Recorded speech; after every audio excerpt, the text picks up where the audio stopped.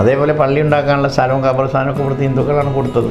ഇവിടെ മുസ്ലിങ്ങൾക്കാണ് സ്ഥലം. മുസ്ലിങ്ങൾക്ക് വിവാഹം കഴിച്ചു കൊടുത്തു. അതും അങ്ങനെ മുസ്ലിം ആക്കി കഴിക്കാറുണ്ട്. അത് മുഹമ്മദ് അലിയുടെ ചരിത്രമുണ്ട്. പിന്നെ കണ്ണൂർ ചെറുക്കൽ കുടുംബത്തിൽ ഒരു രാജകുമാരിയെ വെള്ളത്തിൽ കുളിക്കാൻ പോയപ്പോൾ വീണപ്പോഴാണ് ഈ ഒരു മുഹമ്മദ് അലി എന്ന് പറഞ്ഞ ആൾ ആദ്യം ചെന്നു മുസ്ലിം. അങ്ങനെ കൈ പിടിച്ച് കയറ്റി. മുണ്ടും തുണിയില്ലാത്ത ഈ കുമാരിക്ക് എന്ത് ചെയ്തു, അയാൾ ഉത്തിരിയവും കൊടുത്തു.